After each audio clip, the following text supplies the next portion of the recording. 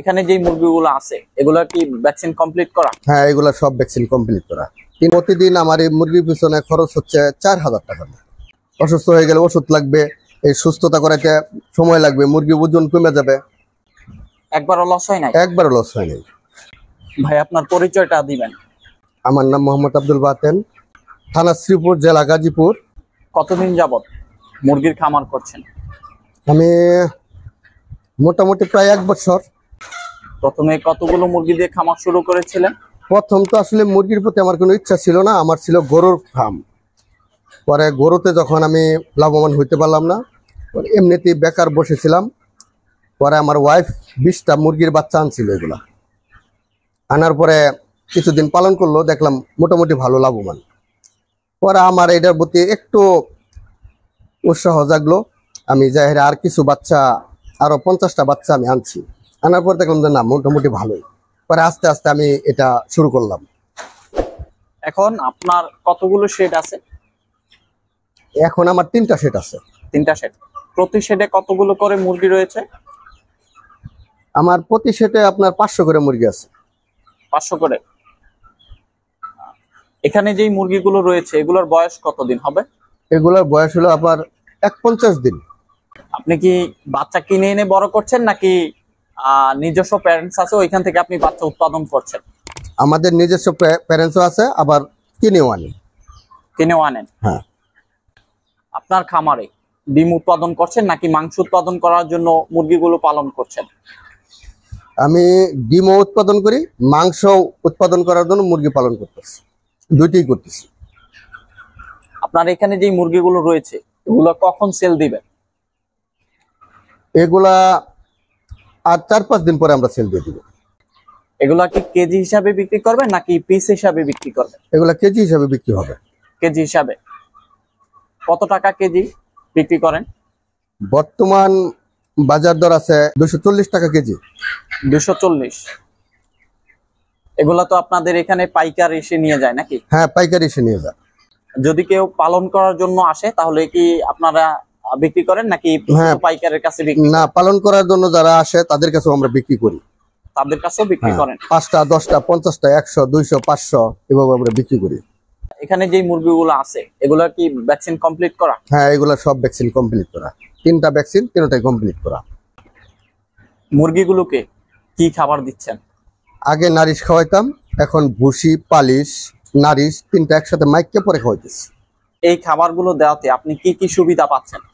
এই খাবার দেওয়াতে আমি নারিশের দাম বেশি, এটার দাম কম, সাশ্রয় হচ্ছে, অর্ধেকের মতো টাকা সাশ্রয় হচ্ছে। আপনার অর্ধেকের মতো টাকা বেঁচে যাচ্ছে। প্রতিদিন আমার এই মুরগির পিছনে খরচ হচ্ছে 4000 টাকা। 4000 টাকা। আর এখন যে আপনি এই ভুসি তারপরে যে অন্যান্য খাবার মিক্স করে দিচ্ছেন, এখন কত টাকা খরচ হচ্ছে? এখন খরচ হচ্ছে আপনার 2200 টাকা। এখন 2200 টাকা। তাহলে প্রায় 2000 টাকার মতো আপনার বেঁচে গেল। আপনি যেই খাবারগুলা তৈরি করছেন বা আপনি সব খাবার একত্রে আপনি মিক্স করে খাওয়াচ্ছেন, এই খাবারগুলা কি মুরগি খাচ্ছে? হ্যাঁ, খাচ্ছে। নারিশের চেয়েও বেশি খাবার খাচ্ছে, এটা নারিশের থেকেও বেশি খাবার খাচ্ছে, রুচিসম্মত খাবার এটা বেশি। আচ্ছা, তাহলে তো ভালো। এবং এই খাবার খাওয়াইলে মুরগির ওয়েট আরো নারিশের চেয়ে বেশি ভালো বাড়ে। এই খাবার খাওয়ালে মুরগির তাড়াতাড়ি ওয়েট আসে? হ্যাঁ হ্যাঁ। প্রতিটি শেড তৈরি করতে আপনার কত টাকা খরচ হয়েছিল? এক একটা শেড তৈরি করতে প্রায় 2.5 লাখ টাকার মতো খরচ হচ্ছে। 2.5 লক্ষ টাকা। তাহলে আপনার 4টা শেডে 10 লক্ষ টাকার মতো খরচ হয়েছে। আপনি তো প্রায় 1 বছর যাবত টাইগার মুরগি পালন করছেন। আপনি এই 1 বছরে শেড তৈরি করার টাকা তুলতে পেরেছেন? 1 বছরে হ্যাঁ, আমার শেড তৈরির টাকা উঠে গেছে। শেড তৈরির টাকা উঠে গেছে? অনেকে তো অনলাইনের মাধ্যমে বাচ্চা বিক্রি করে বা বড় মুরগি বিক্রি করে, অনেকে ডিমও বিক্রি করে। আপনারা কি অনলাইনের মাধ্যমে মুরগি, বাচ্চা, ডিম বিক্রি করেন? আমরা অনলাইনের মাধ্যমে মুরগি এবং বাচ্চা বিক্রি করি, ডিম বিক্রি করি না। ডিম বিক্রি করেন না? ডিম আমাদের প্রয়োজন হয়। প্রতিদিন মুরগির খামারে কি কি কাজ করতে হয়? প্রতিদিন কাজ করতে হয়, আপনার খাবার দিতে হয়, পানি দিতে হয়, খাবারের পাত্রগুলা সুন্দরভাবে পরিষ্কার করতে হয়। এক সপ্তাহ পরে পরে মুরগির যে ময়লাগুলা এগুলা পরিষ্কার করতে হয়। এগুলা যদি বেশিরভাগ জমা যায় তাহলে গ্যাস হবে, মুরগি অসুস্থ হবে।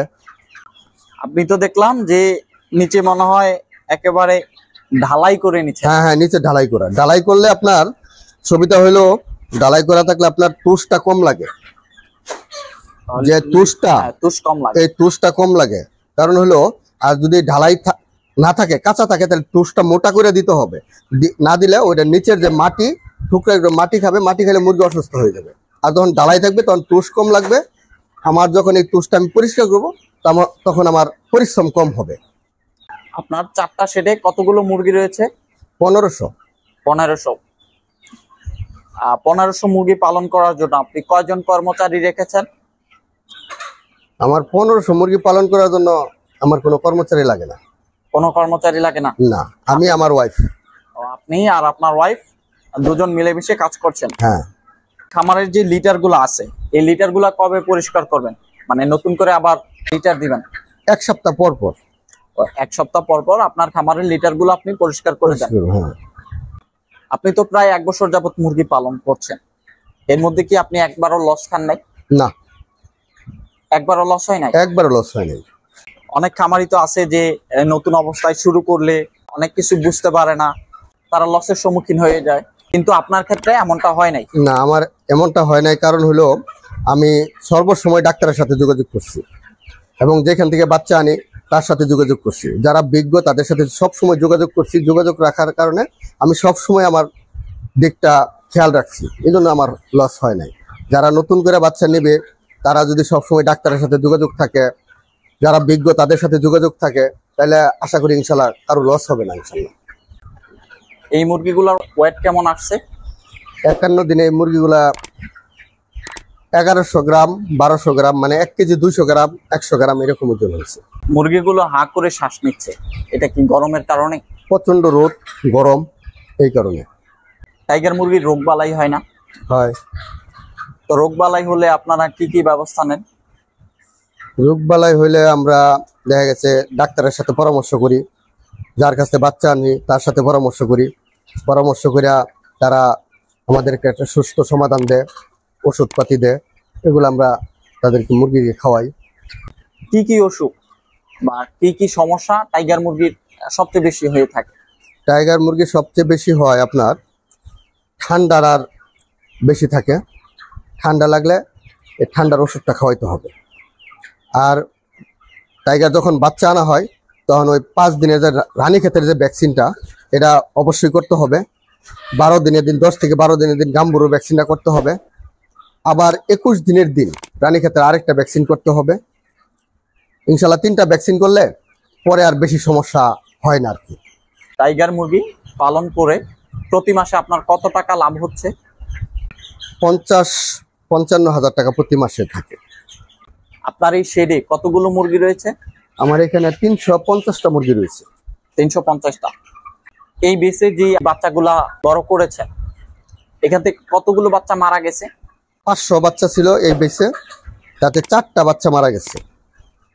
আর 140টা বাচ্চা আমি ছোট সময় বিক্রি করে দিয়েছিলাম। টাইগার মুরগি নিয়ে আপনার ভবিষ্যৎ পরিকল্পনা কি? আমি চাচ্ছি যে আমার খামারটা আরো অনেক বড় করতে। বড় করে এখন তো আমরা 2 জন স্বামী স্ত্রী এটা দেখাশোনা করতেছি, এটা আরো বড় করতে পারলে আরো 2-4 জন লোকের কর্মসংস্থান আমরা এখানে করতে পারবো। আমাদের এইরকম একটা চিন্তা ধারণা আছে। কৃষি সম্পর্কিত নতুন নতুন ভিডিও পেতে চোখ রাখুন সোনালী দিগন্ত ইউটিউব চ্যানেল ও ফেসবুক পেজে। ধন্যবাদ সবাইকে।